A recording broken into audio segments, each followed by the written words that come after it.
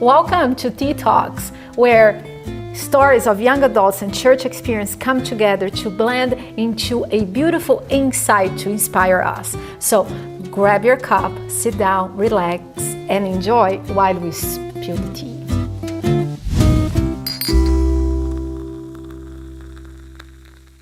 And today I have my friend Bobby here with me. Bobby, thank you so much for accepting the invitation to be part of this video series. I am so excited that you are here. I'm glad to be here. Thank you for having me. Awesome. And as we start, why don't you share a little bit about you, who you are, where you're from, family, and so on. So my name is Bobby Tinkopa. I was born in the Bronx, New York. I moved to Connecticut, lived there for about 25 years, and then in 2021 I moved to Charlotte, where I am a teacher at a elementary and middle school. And I have two brothers. I have a lovely mom and dad, beautiful wife, and a beautiful daughter as well, and a little Labradoodle, 2 years old. That is awesome. So you have the whole package. Yeah, everybody is. They all moved to Charlotte as well. So yeah. And I have a feeling for the love that you're expressing about your lovely, beautiful wife and all of that, that close-knit family is something very important to you. How is the concept, how significant is the concept of having a community to you? So having a community is very important.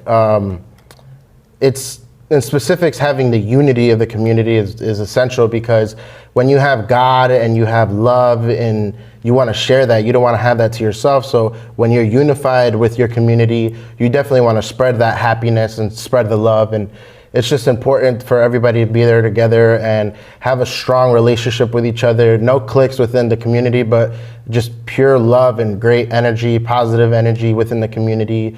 And it's just something you're so excited about that you want to share to everybody. You always want to expand your community because you want everybody to experience that kind of love and friendship and just the love of God himself. So community is important. Yes. And you said something like about cliques. And sometimes we have such a negative feel about cliques.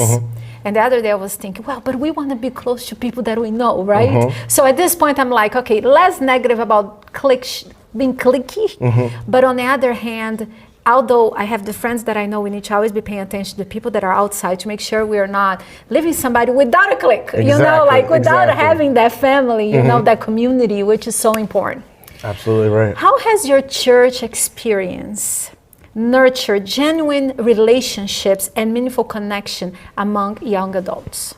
So when I was living in Connecticut, the church that I went to was a Spanish church, and they were very conservative. The church was awesome growing up. You know, my parents really helped me build my foundation, and the church also helped to build my foundation in Christ. They taught me everything I know. I was 7 years old when I first started preaching there, and you know, from Sabbath school to the kids' story to the praise team to preaching to everything, it was great. They taught me so much, and it was awesome. It was a great environment, but they were also very traditional, where they didn't believe with moving on. They had the same traditions every single week. It was the same thing. It was very repetitive. It was almost like it was a routine. And growing up, all of the kids that were my age, they all left church. They never stayed inside of church, which was really sad because I grew up with maybe 2 or 3 kids that were around my age. Everybody who was my brother's age, he's a couple years older than me, they also had left too. So it was rough seeing that all the kids leave. But when I moved to Charlotte, it was a very different environment. It was different energy. I want to touch a little bit more on the first part, and then you're going to continue with the part when you moved. I think that is a struggle not only for you. I see that a lot of immigrant kids, like when they come to be the second generation, they're going through the same thing. And that's why I want to dwell on that part a little more, because I feel like there's going to be a lot of people that are going to be watching this video, they're going to be like, yes, that's what I'm going to do. So there is this thing of, and I understand, I see the side of the parent, and I also see the side of the kid. You know, like as a parent coming from another country, we want to keep our culture. We want to show our kids. And sometimes it's hard for them to relate and understand that the child is really not from that country anymore, right? So why don't you talk, before we move to Charlotte, why don't you talk like as an immigrant kid, how it was being part of this new world for your family, and being part and wanting to also be part of the old world, like the two worlds. So my parents are both from Peru, and they had their church there, and it was really big, and they were also very conservative and traditional, but like you said, they did all the generations that they had after stayed there. So being in a church in the United States and being a second generational, it was very different because you saw the new trends that are different. It's a huge culture shock. I visited Peru. I went to the churches where they grew up, and it's a huge culture shock. It's very different. People there are very happy with the way that they're doing things. And when I was seeing where my friends were leaving, it's because there was a lack of communication with the leaders and just falling short on listening to the needs of the youth and, you know, the young adults there too. It was just a very, you know, it's very important that we talk about this because we need a bridge between both generations, because now my generation is older and we're seeing that a lot of the people who we grew up around with, they're not in church, but we see the younger generation struggling through the same thing, and we don't want that to happen to them. So we want to step up and build a community and help them as much as we can within the church and without the church as well. So it's very important to bridge the gap between all generations. And I can imagine that the parents feel like if I let go of those traditions that for them was their way to have a relationship with God, they feel like they're sinning against God. But on the other hand, it's also difficult for the young person growing up because you're not in Peru. Yeah. It's very different. And so it has that struggle between the two cultures. But I think this is what we need to do, start having conversations to see how we can bridge that gap, like you said it really well. So, okay, tell me, then you went to Charlotte. Yeah, so when I moved to Charlotte, it was very different. It was more of a contemporary service, but the music was different. And touching a little bit back on the subject before, music was a huge thing in the church too. You know, they stuck real close and real strict with the himnario. They never did anything else, but you know, in my parents' generation, they only did the himnario. My grandfather was a pastor, but when different groups like Forgiven or Peregrinos y Extranjeros came out, it was a huge culture shock to them too. And they were like, man, you guys are trying to change the church. And now look, now we have different bands and musical groups. And I always loved the worship of every single service, regardless of whether it be traditional or not. I love the singing, I love worshiping, just being there, listening to everybody united sing, and just it's an experience that's different. But I am one person. It's not the same for everybody, so I can't speak for everybody. But when I moved to Charlotte, it was very nice. It was something that I was really looking for. It was a different situation. It was a different scenario. Different environment. It was very welcoming. I enjoyed it so much that I had no doubts that it was, you know, God's hand in moving me to Charlotte and, you know, doing my work here, helping everybody. But immediately I knew that when the church that I was going to, when I moved to Charlotte, immediately I knew that that's something I wanted to be part of. I added myself to the community, same thing with my family, and we just mixed very well. And we grew from there, and you know, we started training for leadership roles and things like that, and it just expanded, and it was great because it was very welcoming. And I saw the bridge between the bridge between the gap of the generations. So it was very nice. It was very nice being there, and it's just different. It's what I was striving to do in my old church, but when I moved here, it was already done. So it was an amazing feeling. It's so crazy how music can be so controversial. It's so crazy. But at the same time, and I've been there. I've been to the side of where I thought only hymnals are right. And then God started opening my heart to feel like, hey, wait, it's not wrong. And it's so much more important for the parents to have their children in the church than to just be arguing about music and sometimes push people away because of taste. Right. Tell me how, like social events, small groups gathering, especially intended to foster community with young adults, how did that play the role in deepening your relationship with Jesus? So when I was younger, back in Connecticut, where we had socials, we pretty much just rented out a gym, a local gym, where we had a bunch of games, we played a bunch of sports. Some of the Pathfinders were doing fundraisers where they sold food, but it was very nice because it was on a Saturday night where everybody could just be together and have a lot of fun. All ages, from the very smallest and youngest kid to the oldest adult. And it was very beautiful just seeing everybody who you relate to. You know, you have the same interests, everybody has the same motion and energy, and it's very nice.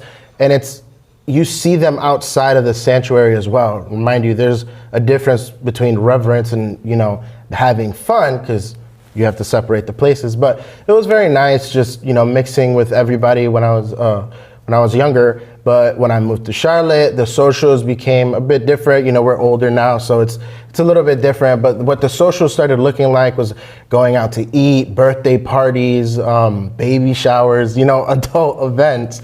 And it was very nice going to each and every one of those because you grow the community as well. You get to know each other. You get to know everybody, which is very nice. And different small social clubs like the gym.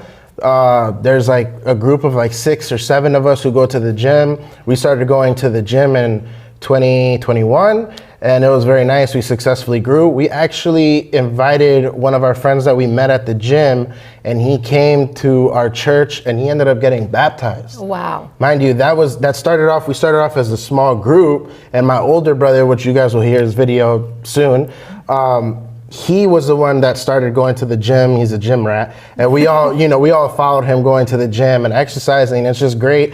But like I said, everybody there has the same goal, has the same morals and principles. And it's just very nice hanging out with people who share the same views and values. Yes. But that does not mean we exclude those who don't, right? Those who are curious, like our friend who came, started working out with us. It had nothing to do with God or Jesus. We just were working out, and then he realized, you know, oh, hey man, you know, we're Christian. We go to church, and you know, we worship, we follow God. We have these specific rules that we follow, but you know, they're a guideline to shape our lives, right? You know, we're very happy, and you know, we keep striving forward and try to do our best, you know, for God and for his honor and glory. So he saw that and he really liked it, and he started visiting our church to the point where he actually got baptized. And it was amazing because we were able to save someone else from just going to the gym. And then I love it. Playing like we would meet up with different people and we'd play football on Sunday mornings, just have a huge pickup game, 2-hand touch. And we'd also invite different people who hadn't been to church lately, and just their family members. And like I said, it's a nice time. We just play sports, we have fun. But those are the type of socials that we had like later on in life as adults. You know, it's different events, but it's very important to show and grow the community, but show the love that Jesus gives us. Jesus gives us love. So when you show that to every social event that you go to or socials, and they see that, they definitely want to be a part of the movement that you're with, right? And it's not necessarily just a movement, just the community. They want to be part of the community. What you said right there, it's beautiful. Because one of the things that if you are evangelist, if you are pastor, the number one things like in research and things like that we see, the number one way to reach people in this day and age is not building a tent and inviting people. It's what they call friendship evangelism. And it's the easiest one, but if we're not intentional, if we're not actually, okay, this is what I want to do, we ended up not doing it. And what you just described is perfect, because you're like, you went to the gym to have fun with your friends, with your community. It's not like you're going there with a, you know, like with an agenda. I'm not really there to exercise. I'm just here to try to convert somebody. That's not the point. But once you develop a relationship with the person, you're spending time with the person, they're gonna see there's something different about you. I love that. It's beautiful.